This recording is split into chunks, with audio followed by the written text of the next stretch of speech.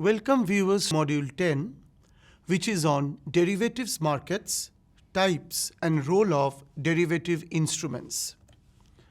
When we are actually discussing the era of financial aspects and financial services, among them the most important financial instrument is the derivatives. By the word derivatives we mean that we are deriving something out of a product or out of any kind of service. So by derivative it means that the value of one or more basic variables which is being actually computed and that is being derived from a particular domain or a particular product. So in this case the underlying product is very important because whatever we are deriving basically an financial instrument from an underlying product. So that product can be equity, it can be forex commodity, or it can be any other asset.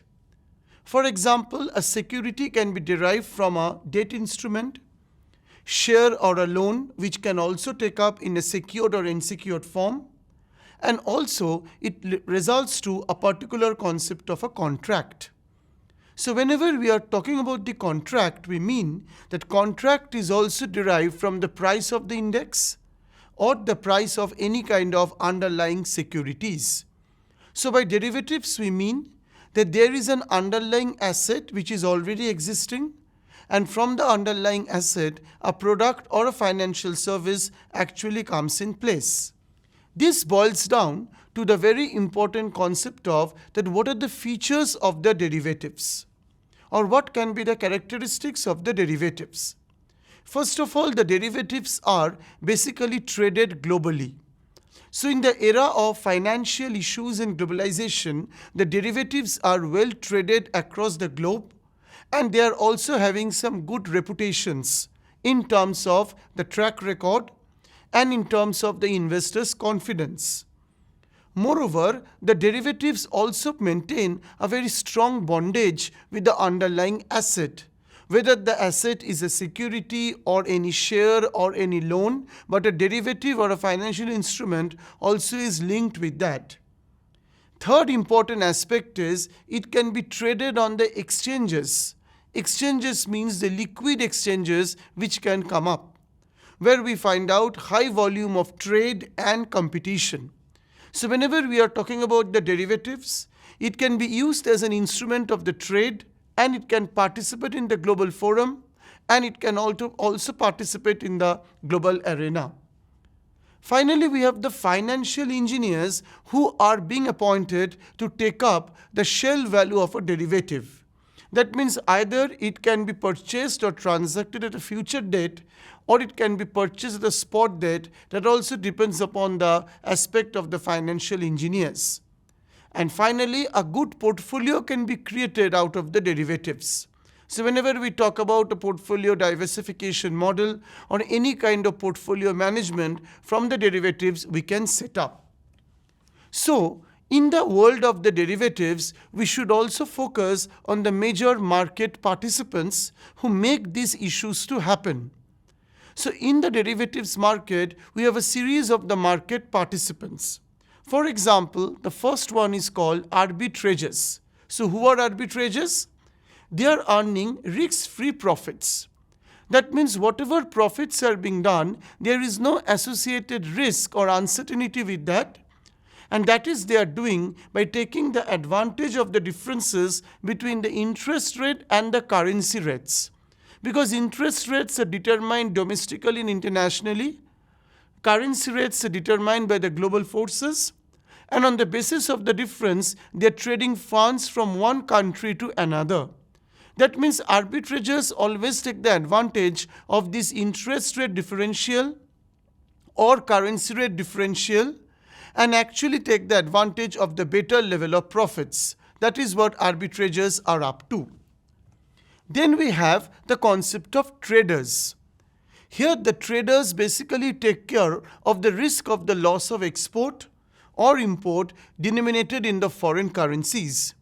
So whenever we talk about the derivatives market, the traders come in place and they take care of the loss of the export or the import which the country had to give up, and thereby they compensate the loss. That is an advantage of appointing the traders in the derivatives market.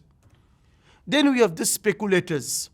Because in the world of international business, it's very important to speculate about the future, and by speculators we mean how can we take care of the currency risk, because currencies are always very volatile.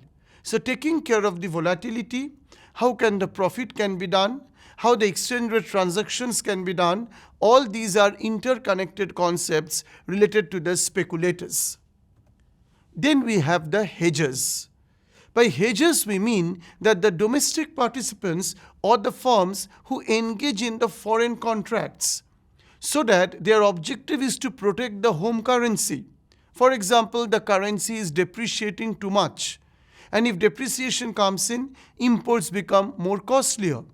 So to protect the home currency from any further downfall, we look after the role of the hedgers, who basically take the value of the foreign exchange denominated transactions and they take up a pivotal role. So, on the basis of the derivatives and on the basis of the market participants, we have the following question.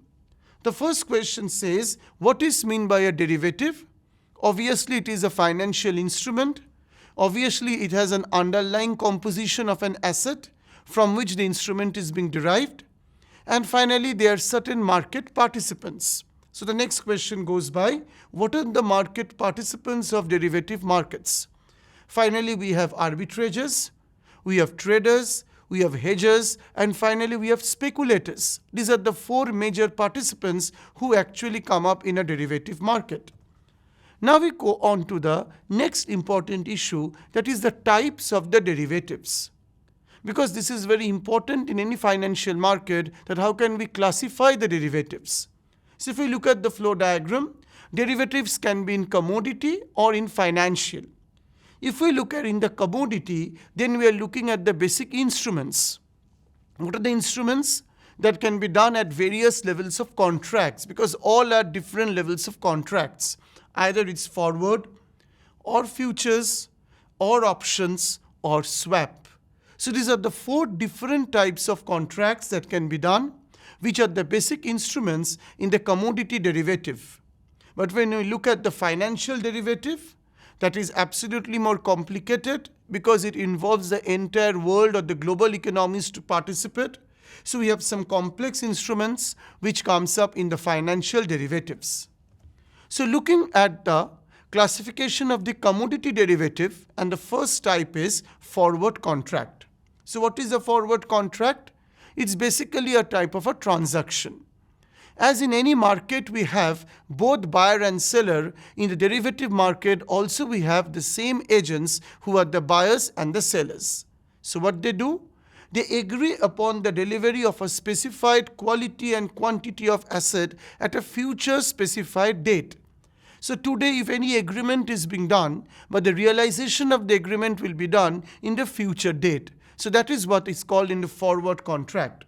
So basically it's a customized agreement between the two entities, and that is how the future specifications come up. And we can have the forward contract in various dimensions. It can be in currency, it can be in metals, it can be in energy products, or it can be in the interest rates. Because all these things, future valuation can be done, particularly in the metal sector, particularly in the energy sector, and forward contract can come up. So there are certain terminologies associated with the forward contract based on which the agreement is being done. Firstly, we have the spot rate. Spot rate is a quoted price by buying and selling of an asset at the spot. For example, we are buying the asset at the spot means on the current day. And whatever be the time comes in, whatever be the pricing comes in, that has to be accepted. Like actually we are purchasing gold at a particular day and the price of gold keeps on changing. So we do it at the spot rate.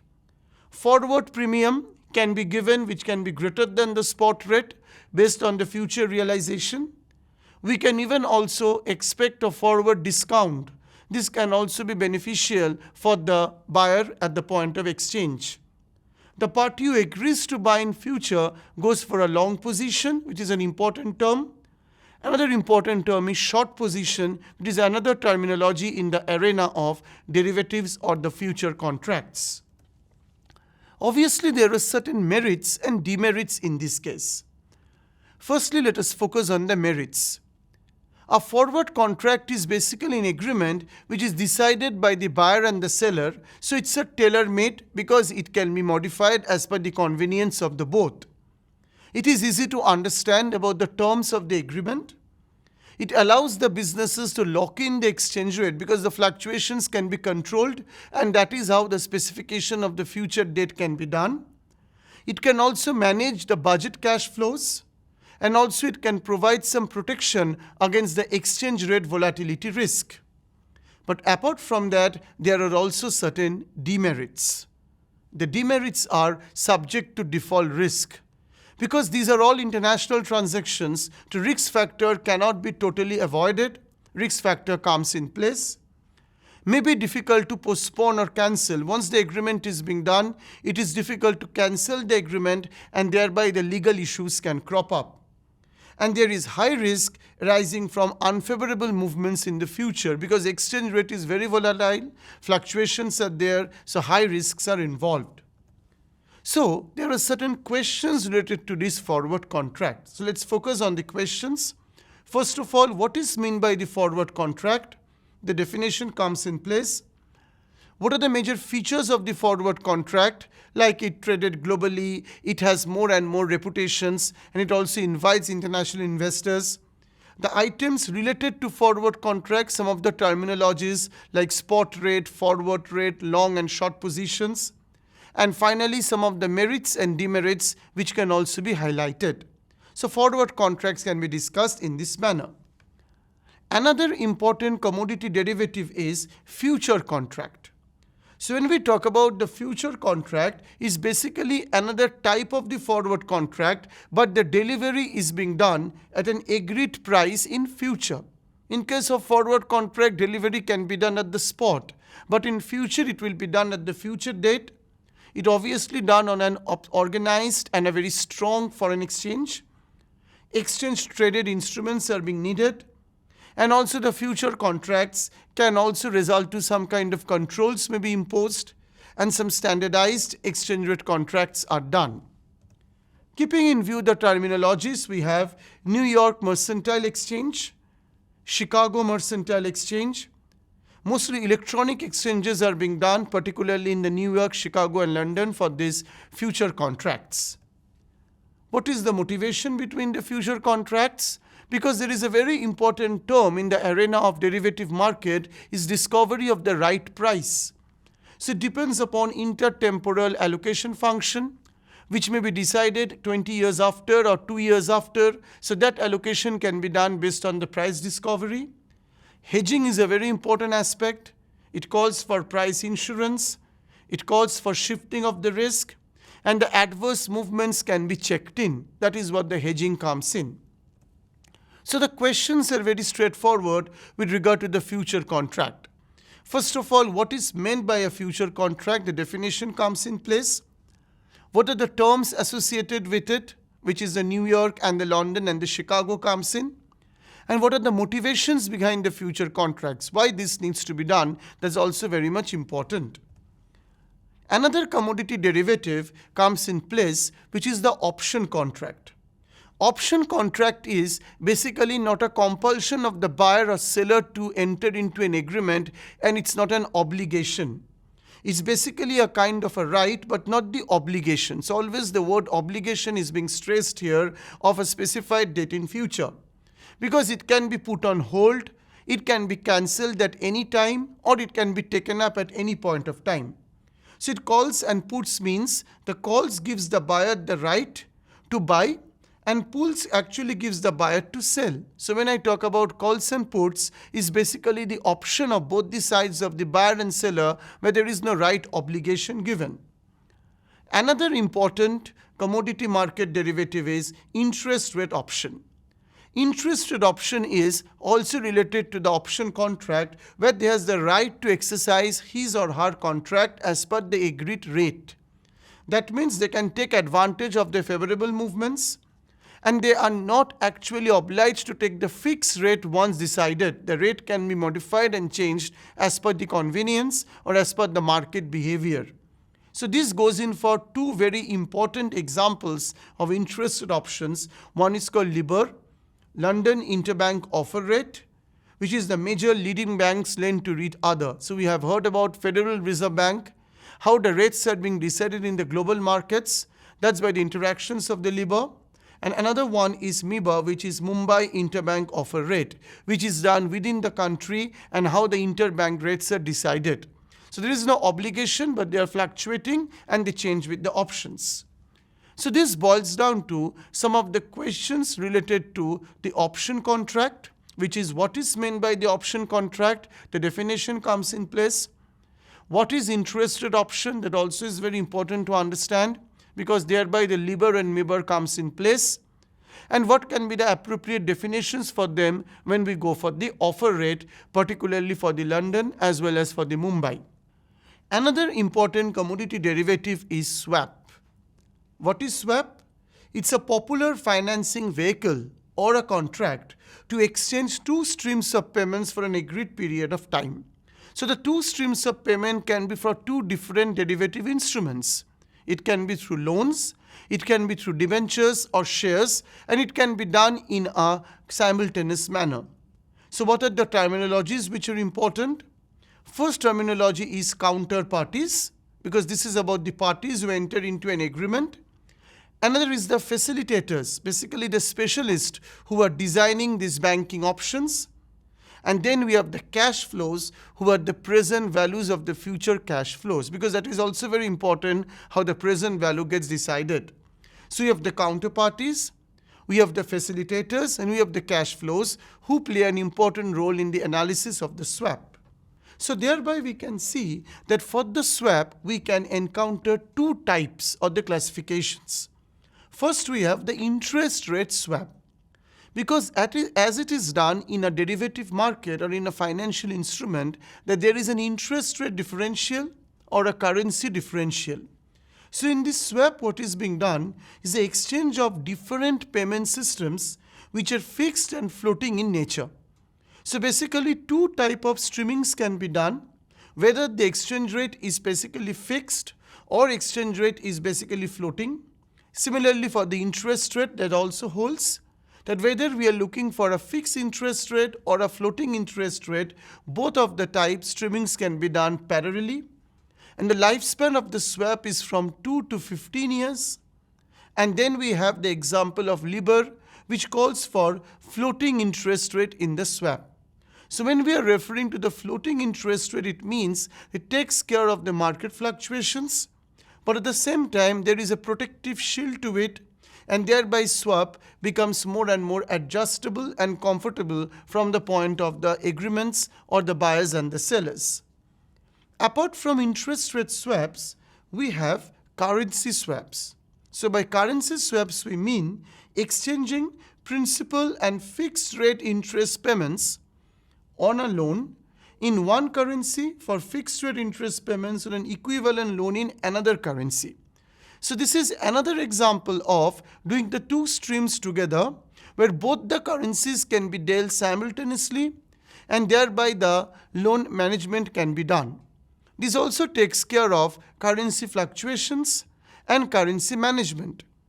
Particularly in the arena of Southeast Asian countries, whenever the Southeast Asian countries are integrating to the rest of the world or they are transacting in euro, then basically two currencies can be taken up together. And that is one of the advantage that these countries are basically going for. So any type of country where the interest payments or the currencies are mixed up, this type of advantage can be done and currency swap can be taken up. So for interest rate swap and the currency swaps, we can see that both streams can be taken up simultaneously. This also was observed in the Tigers of the Asia success, which is called the Miracle of Asia, where the Asian economies have been stupendous in their growth projections because in the derivative market, they adopted the swap contract. Because this is one of the financial derivative, commodity market derivative, which comes in.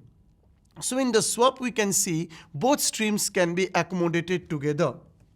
So referring to the question on the swap, we can see that what is meant by the swap, where the definition of the swap comes in, where both the streams of payments can be done, whether it is looking for the interest rate or the currency, where two types of interest rates can be accommodated together, or two types of currencies can be dealt in together. And what are the types of swaps? Basically the interest rate swap and the currency swap. So in this particular module, when we sum up, we basically refer to the concept of derivatives, as by the dictionary word derivative means deriving something.